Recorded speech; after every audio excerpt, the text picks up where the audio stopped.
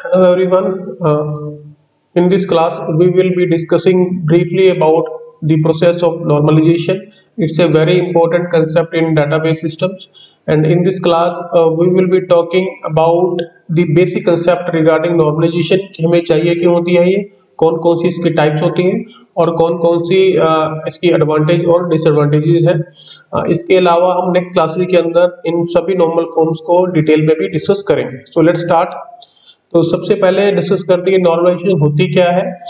So normalization is carried out to complete the following task. इन तीन task हमने यहाँ पे लिखे हैं ब्रीफली। ये तीन टास्क जो है मेजर टास्क हैं जो हम परफॉर्म करते हैं with the help of normalisation. ठीक है, तो first basic thing is normalisation is the process of organising the data in the database.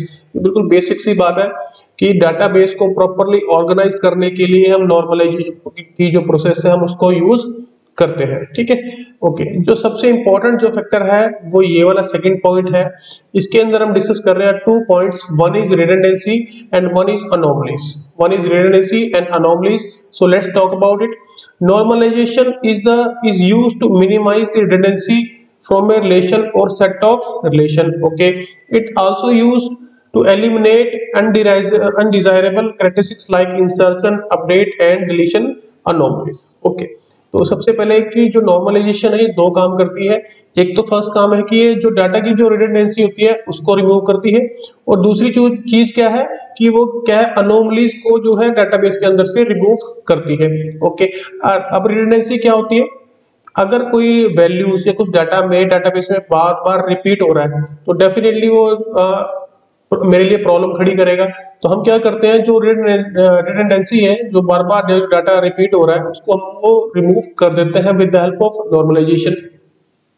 दूसरी बात जो है anomalies. Anomalies means problems. Anomaly means problems. अगर मेरे डाटाबेस में जो जो प्रॉब्लम्स है, यूजुअली तीन टाइप की प्रॉब्लम होती है, insertion problem, update problem and delete problem. ठीक है, तो तीन तरह की अनोमलीज मेरे पास डाटाबेस के अंदर आती है when performing some kind of transaction. तो नॉर्मलाइजेशन की हेल्प से हम इन तीनों अनोमलीज को, इंसर्ट, अपडेट और डिलीट, तीनों अनोमलीज को हम अपने डाटाबेस से रिमूव कर देते हैं। ठीक है, तो बेसिकली दो काम हुए नॉर्मलाइजेशन का। वन इज इनके discarding the redundancy and other is removing the anomalies from the database. Okay, normalization divides the larger table into smaller tables and links them using relationship. ठीक है, तो जब भी आप नॉर्मलाइजेशन करते हो, सपोज आपके पास कोई एक बड़ी टेबल थी, तो जब भी आप नॉर्मलाइजेशन करोगे तो क्या आएगा, we will get multiple tables. We will get multiple tables। अब ये जो टेबल बनेगी नेक्स्ट वाली बड़ी, ये थी मेरे पास लार्ज टेबल। ठीक है, ये बड़ी टेबल थी। इसके बाद बनेगी इसकी सब टेबल जो कि थोड़ी स्मॉल होंगी। बट ये जो स्मॉल टेबल होंगी इनके अंदर ना तो प्रॉब्लम होगी रिडंडेंसी की, ना ही प्रॉब्लम होगी मेरे पास इंसर्ट, अपडेट और डिलीट अनोमलीज की। तो अनोमली फ्री हो जाता है, और जैसे जैसे हम नॉर्मलाइजेशन करते जाएंगे तो आगे फर्दर जो मेरी टेबल्स जो है वो डिवाइड होती चली जाएंगी। ओके ओके, अब हमें नेक्स्ट जो बेसिक क्वेश्चन में कई बार एग्जाम में पूछ लेते हैं कि why do we need normalisation. Okay, तो अभी ये जो पॉइंट्स हमने डिस्कस करे हैं बेसिकली वही बात हम रिपीट करेंगे। The main reason for normalising the relation is removing these anomalies। These which anomalies? Insert, update and delete anomalies. Okay, failure to eliminate anomalies lead to data redundancy and can cause data integrity and other problems as the database grows। अगर हम इन problems को remove नहीं करेंगे तो मेरे पास क्या है, integrity वाली प्रॉब्लम मेरे पास आ जाएंगी। Integrity indicates correctness of data. तो अगर मैं ये प्रॉब्लम नहीं सॉल्व करता तो मेरे जो डाटाबेस है उसके अंदर अनकरेक्ट डाटा जो है वो पॉसिबली आ सकता है, तो हमें वो किसी भी हालत के अंदर उसको आने नहीं देना होता है। ठीक है, okay. Normalisation consist of series of guidelines that help to guide you to creating a good database structure. तो एक पूरी प्रोसेस है, पूरी गाइडलाइंस है कि हमने नॉर्मलाइजेशन कैसे करनी है। So in this class and in the coming classes we will discuss what are those guidelines and how we can implement them. Okay, अब बात करते हैं अनोमलीज की। अभी हमने डिस्कस कर ली है, एक मेरे पास इंसर्ट अनोमली है, एक डिलीट है और एक अपडेट है। Like let's talk about insert anomaly. Insertion anomaly refers to when one can not insert a new tuple into relationship due to lack of data. भी आप किसी वजह से डाटा को इंसर्ट ही ना कर पाओ, और अगर इंसर्ट कर रहे हो तो वहां पे कुछ जो है टाइप का एरर आ रहा है या मेरी इंटीग्रिटी जो है वो वायलेट हो रही है। दूसरी है deletion anomaly. The delete anomaly refers to a situation when the deletion of data results in unintended loss of some other important data।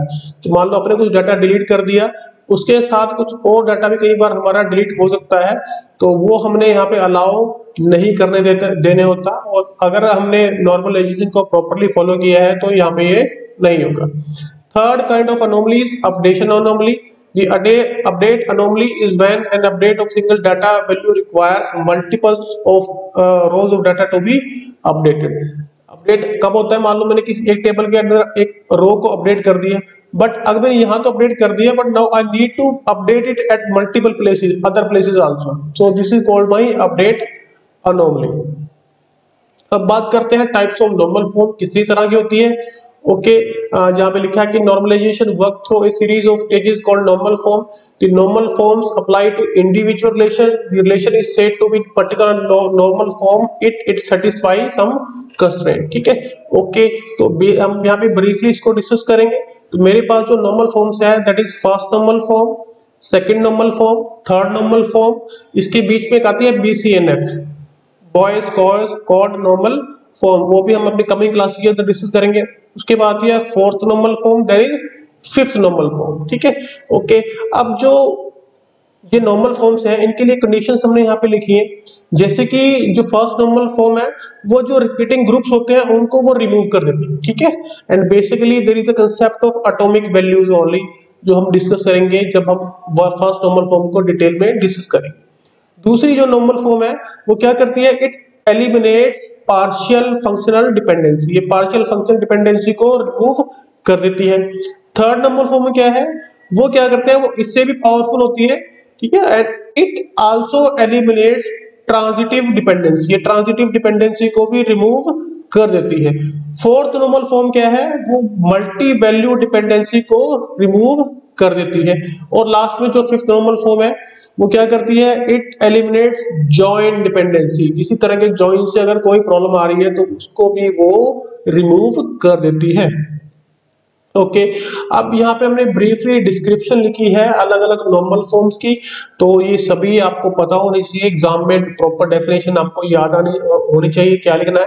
तो जैसे कि फर्स्ट नॉर्मल फॉर्म है, a relation is in first NF if it contains atomic values. Okay, simple definition है, इसको हम detail में अगली class के अंदर पढ़ेंगे।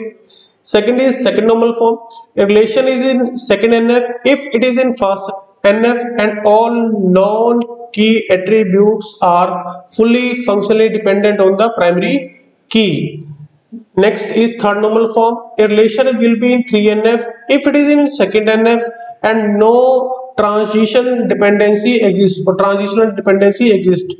Next is BCNF, a stronger definition of 3NF and known as Boyce coड normal form। ये जो BCNF है वो थर्ड नॉर्मल फॉर्म से थोड़ी पावरफुल होती है। ठीक है, वो थोड़ी पावरफुल होती है।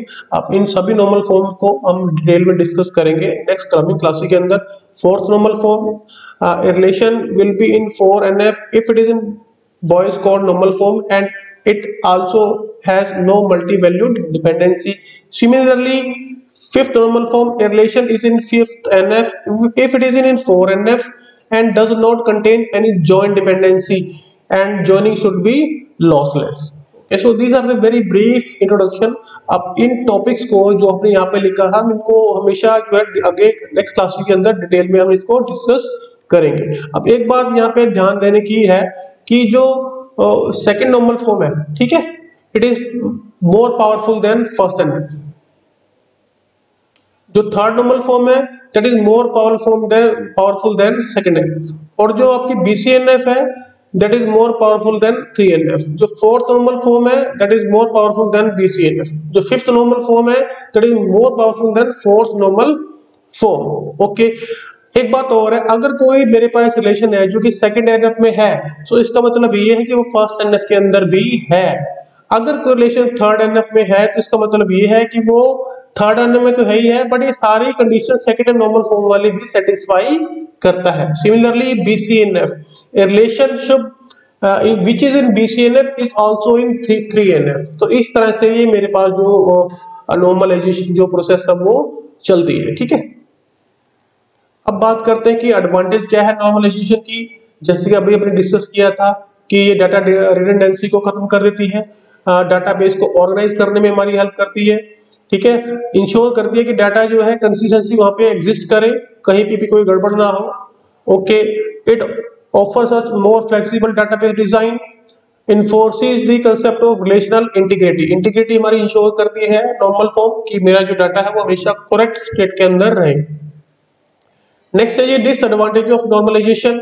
Okay, you can not start building the database before knowing what the user needs. तो सबसे पहले कि ये भी डिसएडवांटेज है कि हमें यूजर की नीड का पता होना चाहिए। Okay, the performance degrades when normalising the relation to higher normal form like fourth and fifth NF। अगर आप ज्यादा नॉर्मलाइजेशन कर देते हैं तो मेरी जो स्पीड है वो कंप्यूटर की या प्रोसेसिंग की वो थोड़ी स्लो हो जाती है, बिकॉज हमें मोर एंड मोर चेक्स जो है वो करने पड़ते हैं। यूजली जो हम रिलेशन वो नॉर्मलाइजेशन करते हैं वो 3NF ही तक ही मेजरली हम परफॉर्म करते हैं। ठीक है, okay, it is very time consuming and difficult to normalisation relation of higher degree. तो जो बड़े जो रिलेशनशिप है उनको नॉर्मलाइज करने में हमें काफी टाइम भी लगता है।